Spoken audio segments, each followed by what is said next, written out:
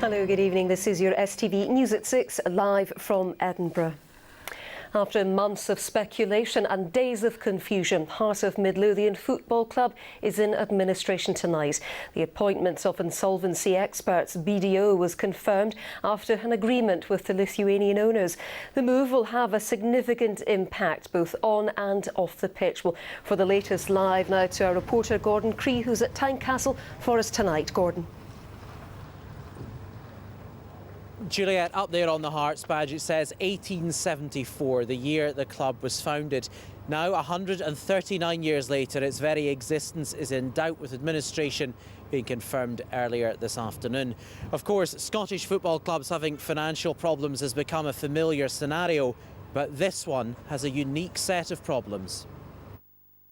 This is how Hearts staff learned of their club going into administration. An email from director Sergis Ferretovas wishing them all the best under the new regime.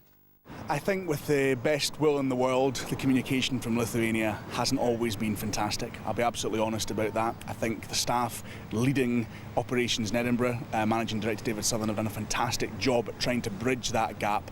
But perhaps that email was a symbol that we haven't always seen in public before about how tricky it has been, and it probably wasn't the most tactful piece of correspondence in the circumstances. Trevor Birch, a business restructuring expert who counts Chelsea, Leeds and Portsmouth among his former clubs, will take charge of the process.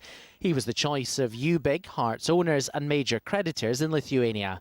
Hearts Managing Director David Southern, who didn't comment as he left Tynecastle at lunchtime, had proposed a different firm, KPMG, but ultimately lost out. I hope that they will not see their job as breaking up the club, selling the assets, the ground and other parts of the club, but they'll see it as a going concern and look to the bids that are coming forward to take it over and run it as a going concern. The First Minister, himself a Hearts fan, is hopeful the club does have a future. I think the way forward, not just for Hearts but for all Scottish football, is to have that community fans' involvement in the future ownership structure. Hearts have been around a long time. I was on the terraces when we celebrated the centenary way back in the 1970s. And I feel that whatever the current difficulties, will be around for a long time to come.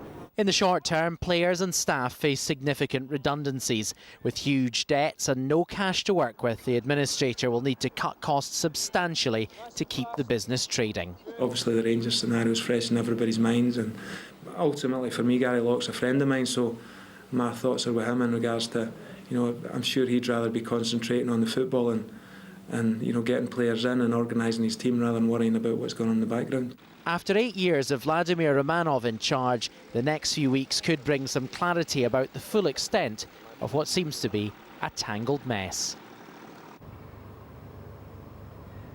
Well, we've just had a statement from the administrators tonight which says we're acutely aware of the need for speed in this process given the uncertainty of the last few weeks and the proximity of the season's start.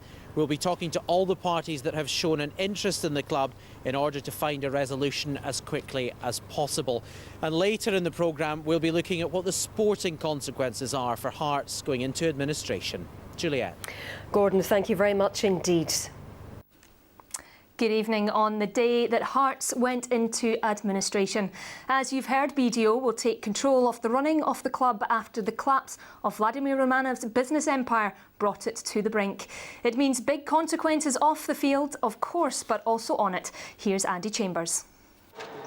With the shutters finally coming down on the old regime at Tynecastle, Hearts now face huge financial upheaval off the field, but also a significant sporting cost on it. Not least of which is starting the new season with a significant points deduction. Well, the rules of the Scottish Premier League say Hearts will start the new season on minus 15 points. They're also banned from registering new players until they come out of administration. We're of course moving to a new rule book for next season, but the punishment will apply regardless. Scottish FA, they could also impose a sanction on the club, as we saw with Dunfermline and Rangers, but what that is remains to be seen. If the club survives the summer, the first few home games should bring decent crowds, which means vital cash flow.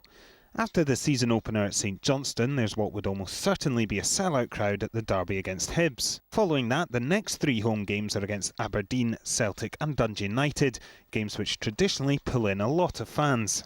Supporters in Gorgie say they intend to be back in Tynecastle in as bigger numbers as ever.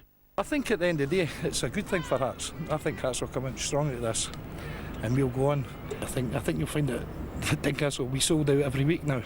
Without a doubt, everybody will be behind the club. As long as Hearts survive, they don't go out, they get the box all together. The main thing is Hearts will survive, and that's good news for everybody. Hearts fans have responded to pleas for the club to help out with the financial situation on more than a few occasions, but it now seems that buying tickets for those opening games of next campaign will be more vital than ever. Andy Chambers, STV News, Tynecastle.